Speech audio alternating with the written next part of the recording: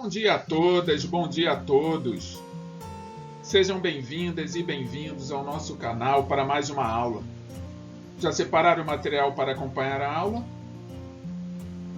Caderno, livro, caneta, lápis, borracha? Sim? Ótimo então. Vamos selecionar e preparar um local para ser a nossa sala de aula particular. Vocês podem acompanhar as aulas sentados no sofá. Pode separar uma mesinha que possa ser carregada ou escolher a cozinha, caso você precise de uma mesa maior. Enfim, o lugar você escolhe. Evite apenas assistirem deitados à cama, para não adormecerem no meio da aula.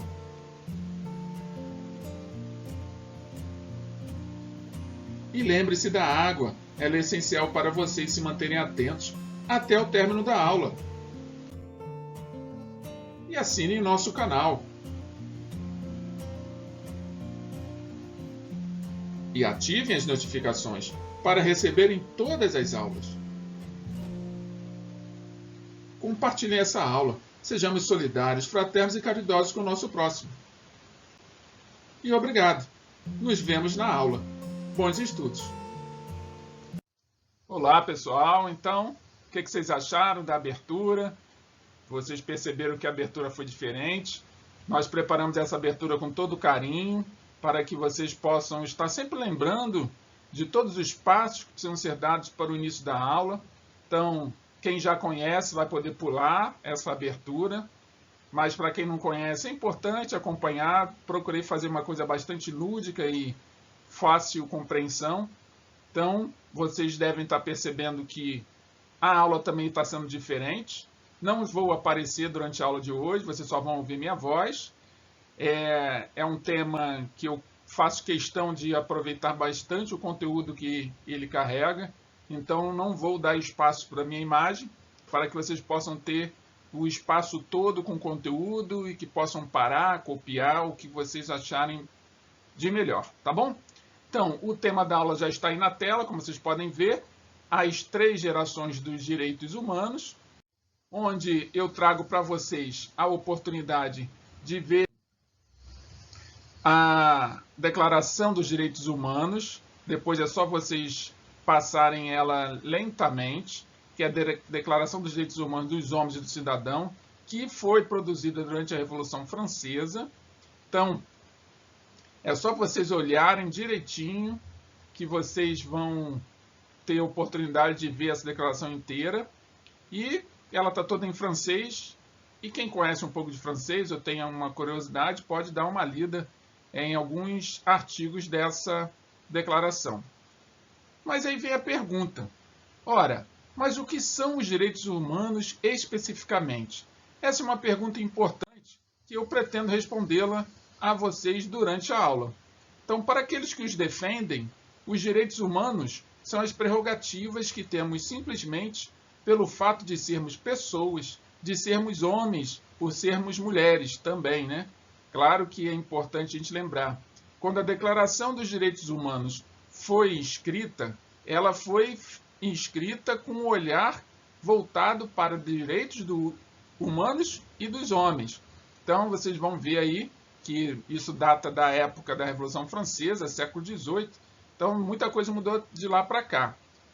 Mas é importante a gente frisar que, no início, apenas os homens eram os que estavam sendo contemplados por essa declaração. Então, se impôs a uma série de direitos que não possuímos por sermos pessoas, mas sim pela circunstância particular em que nos encontramos. Então, tem alguns direitos que a gente não possui simplesmente por sermos pessoas, mas pelas condições em que nós vivemos. E um exemplo disso é, caso você lembre da época que você era criança, você deve lembrar que você não ia ao supermercado para comprar o alimento que você comia. Você não ia ao mercado para comprar iogurte, por exemplo, para quem consome iogurte, para comprar o leite, para comprar a batata, para comprar o arroz e o feijão. Muito pelo contrário, você ficava esperando seus pais trazerem isso do mercado, porque era a responsabilidade deles dar a você, como dá a todos nós, né? Responsabilidade dos pais, dá a todos nós, crianças, na época de crianças, de filhos, que éramos na época, uma boa alimentação, ou uma alimentação que pelo menos nos mantivessem nutridos. Porém, só temos esse direito por sermos menores de idade. Quando a gente cresce, chega à idade adulta, os nossos pais já não têm mais responsabilidade direta por essa sobrevivência. Ao menos não legalmente. Claro que é nosso pai, a nossa mãe, ele pode se preocupar, a gente está numa situação difícil, ele vai nos acolher. Mas é uma questão moral, já não tem mais relações, uma questão moral, emocional, mas não tem mais as relações com as questões legais, não está mais na lei. Entretanto, quando estamos na condição de infanto, sim, é lei os pais terem que cuidar da nossa alimentação, cuidar de nós. Caso contrário, eles podem ser punidos penalmente. Então, esse é um exemplo de um direito particular, é um direito específico. Já os direitos humanos, ao contrário, eles são universais e independentes das circunstâncias. Não importa o lugar do mundo, como vocês podem ver, não importa o lugar do mundo. Os direitos humanos valem para todos indistintamente. Aí agora eu trago uma charge do Miguel Paiva, lá do ano de 1988. Então é bastante tempo, né? 5 de outubro de 1988. Para vocês verem como é que as coisas mudam, mas elas não se alteram. Então tá aí a charge dele. Tem um homem, uma mulher, né? Duas figuras, parecem ser pais, um bebezinho no colo e uma criança, um garotinho atrás. Aí tá lá o pai lendo: todo brasileiro tem direito à moradia. Aí a mãe pensa: agora lê aquele pedaço bonito que fala de comida, saúde e etc. Bem, se nem todos os indivíduos concordam que há prerrogativas universais do homem, imagine chegar a um acordo sobre a lista desses direitos. Direito à moradia, direito à alimentação, direito à saúde. É bastante complexo, né? Então, o conteúdo dos direitos humanos variou muito do século XVIII, onde eles foram consagrados até os dias de hoje. Então, do século XVIII até o século XXI, já foram 3 séculos. E, ao longo desses 3 séculos, muita coisa mudou em relação aos direitos humanos. Então, dentre todos os teóricos que procuraram compreender essa transformação, essa mutação, o mais famoso dentre eles e o mais influente é o sociólogo britânico Theodore H. Marshall. O Theodore H. Marshall, ele afirmou que há na Constituição dos Direitos Humanos 3 gerações fundamentais, que correspondem aos 3 ideais proclamados pela Revolução Francesa. Quais seriam essas 3 gerações fundamentais? Ou quais seriam esses 3 ideais? O ideal da liberdade, o ideal da igualdade e o ideal da fraternidade, que está aí na figura em francês: liberté, égalité e fraternité. República Française. Então, tudo isso vem da Revolução Francesa. Claro que da Revolução Francesa espalhou pelo mundo todo e foram sofrendo adaptações. Então, as 3 gerações dos direitos humanos, nós vamos tratá-las hoje aqui, a partir desse momento. Mas antes de nós partirmos para falar de cada uma delas, querem fazer algum comentário? Coloque aí no chat, mande sua pergunta, mande o seu comentário, diga quais são as suas interpretações sobre esse assunto. Se você já viveu alguma experiência de ter o seu direito garantido, ou já viveu alguma experiência por ter seu direito não garantido, não respeitado. Então comentem, coloque aí no chat, mande suas perguntas, mande seus comentários. Enfim, a primeira geração dos direitos humanos é do século XVIII, como nós já falamos, e está representada nos documentos que consagraram a ideia de direitos humanos, tais como a Declaração de Independência dos Estados Unidos e a Declaração dos Direitos do Homem e do Cidadão. Como eu falei para vocês, estava voltado mais para a questão dos direitos do homem e do cidadão, não eram universais ainda, por mais que a pretensão fosse essa, ainda não atendia a todos. Então, essa primeira geração, os direitos reconhecidos por tais declarações eram os direitos civis. Mas o que seriam esses direitos civis? São aqueles ligados à liberdade. E aqui é importante frisar e dar uma pausa para que vocês possam entender o que é de fato direito civil. Podemos dizer que tais direitos não são positivos, mas sim negativos. Isto é, sua função não é permitir que um indivíduo faça certas coisas. Ou seja, o fato de eu ter direito civil não quer dizer que eu tenha a garantia de fazer o que eu quiser. Muito pelo contrário. O fato do direito civil existir é para impedir que eu e vocês soframos qualquer tipo de agressão ou violência por parte de uma outra pessoa. É aquela velha história. O meu limite termina quando começa o seu. Para direito funciona da mesma maneira. Os meus direitos terminam quando começam os seus. Então, isso é o que dá o equilíbrio. Isso está garantido pelos direitos civis. Eu coloco uma imagem aí, como se fosse uma sala de aula, em que tem dois jovens jogando uma bolinha de papel na cabeça de uma colega. Bem, eles não fazem ideia do que são direitos civis. Mas a partir do momento que eles passam a entender os direitos civis, eles vão entender também que a atitude deles está contrariando um dos direitos com os quais eles, ao cometerem esta atitude, também poderão ter os seus direitos não respeitados.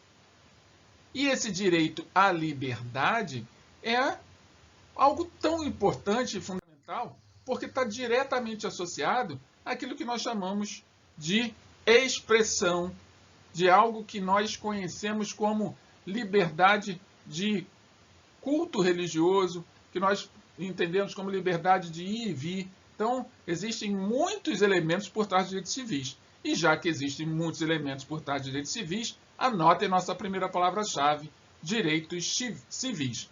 E aproveitem para dar atenção também às páginas do livro, que estão aqui embaixo, no rodapé da página, com uma setinha que eu acabei de desenhar para vocês. Está aí, ó, página 250 a 252 do livro Filosofando. Leiam estas páginas. As páginas vão ser disponibilizadas ao final da aula para todos vocês, caso vocês não tenham o livro. E também para quem tem o livro, não tem problema. Então, leiam, faz parte da tarefa de vocês a leitura das páginas que são disponibilizadas. Tá bom assim? Então, os exemplos de tais direitos civis seriam o direito à vida, que protege a integridade física do cidadão, o direito à liberdade de pensamento, que defende a consciência individual, a liberdade de expressão, que mantém sem agressões a circulação de ideias, o direito à propriedade privada, que defende os bens pessoais, e a liberdade religiosa, que protege a fé de cada um.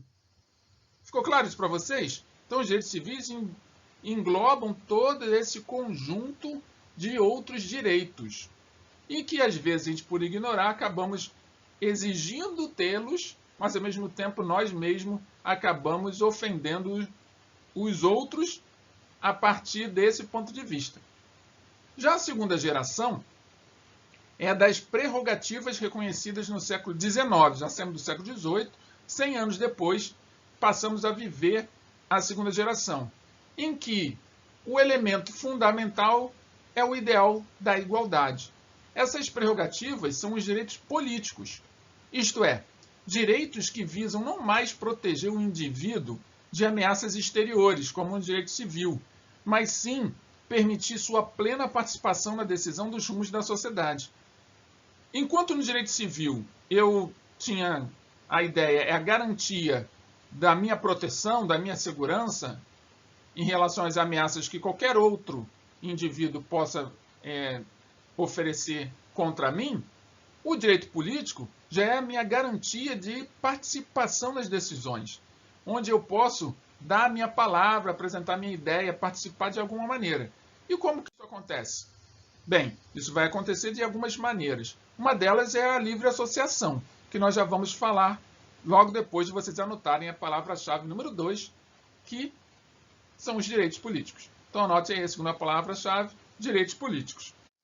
Então, exemplos de direitos políticos seriam os direitos ao voto, a ser votado e a formação de partidos políticos, a formação de associações de moradores, de associações de sindicato, ou seja, todo e qualquer tipo de associação faz parte do direito político, é onde você vai poder demonstrar todas as suas ideias, apresentar todas as suas ideias a partir de um projeto, a partir de uma plataforma, a partir de um programa, a partir de uma reivindicação, não importa como seja, desde que você esteja em atividade, em uma atividade onde você está exercendo o seu poder que está representado a partir do elemento ou do momento em que você se torna cidadão de determinado país. Eu trago essa pintura escrito Mulheres na Política, elas podem, o país precisa, porque isso é uma das grandes reivindicações que lá na promulgação dos direitos humanos universais, lá na França, já existia ao redor do mundo muita reivindicação das mulheres terem os seus direitos políticos garantidos. E uns direitos políticos primários que foram garantidos pela luta das mulheres, pela sua associação, ou seja, elas conseguiram formar associações, foi exatamente o direito ao voto. Por fim, teremos a terceira geração, que já acontece no século XX. Essa terceira geração, ou seja, 200 anos depois da primeira geração, que é o direito civil, é a dos direitos sociais, em que estão vinculados ao ideal da fraternidade. Então nós falamos de igualdade, falamos de liberdade, agora estamos falando da fraternidade. Essa já é uma função positiva, tal como no caso dos direitos políticos.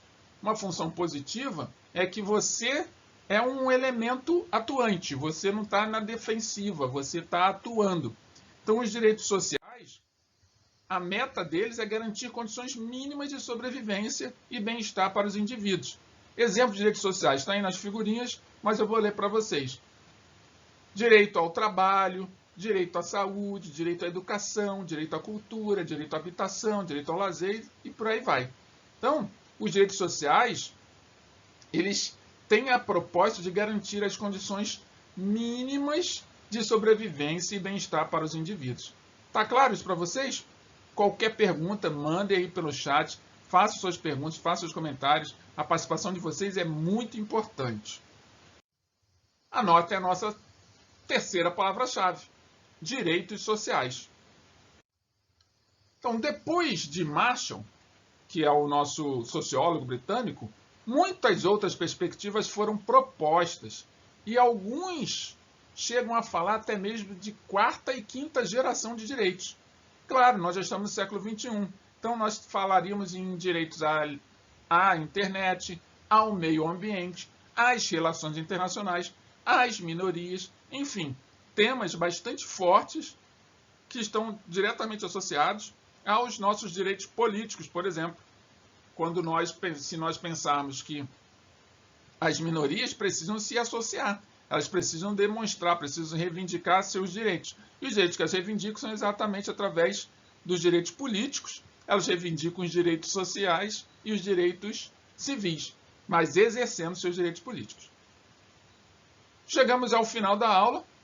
Se tiverem qualquer pergunta, qualquer comentário, mandem agora, que a gente responde para vocês. O importante aqui é que vocês voltem a esse vídeo sempre que acharem necessário, leiam novamente, acompanhem a explicação, anotem se vocês acharem importante. Esse é um tema que vira e mexe cai, vocês estão no terceiro ano, vira e mexe cai no Enem, porque assuntos que são discutidos até hoje, há muita coisa por trás disso. E se não for discutido, vai ficar caindo no esquecimento. E o objetivo de todo qualquer conhecimento é fazer com que nós evoluamos. E se nós não usarmos os conhecimentos adquiridos para a nossa própria evolução, provavelmente vamos ficar parados no tempo e acomodados e nada modificará.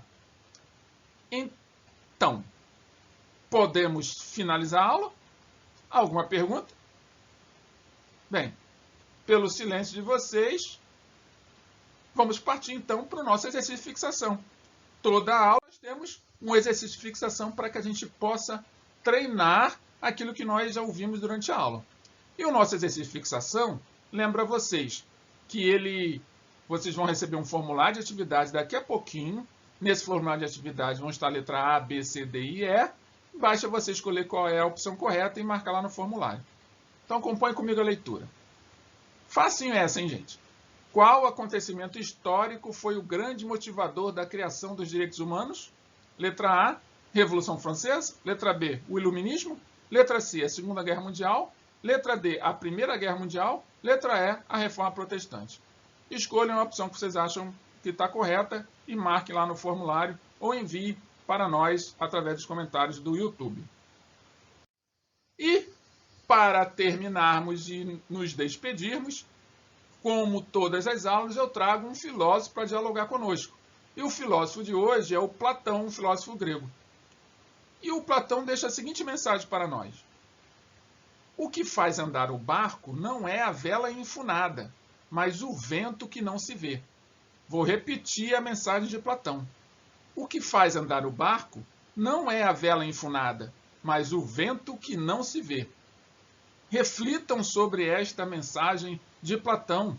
Comentem se vocês acharem necessário, se assim o quiserem. E assim concluímos mais uma aula de filosofia, com a convicção de que nos reencontraremos na próxima semana, nesse mesmo horário, nesse mesmo canal, nesse mesmo local.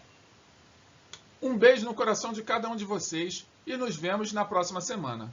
Até lá!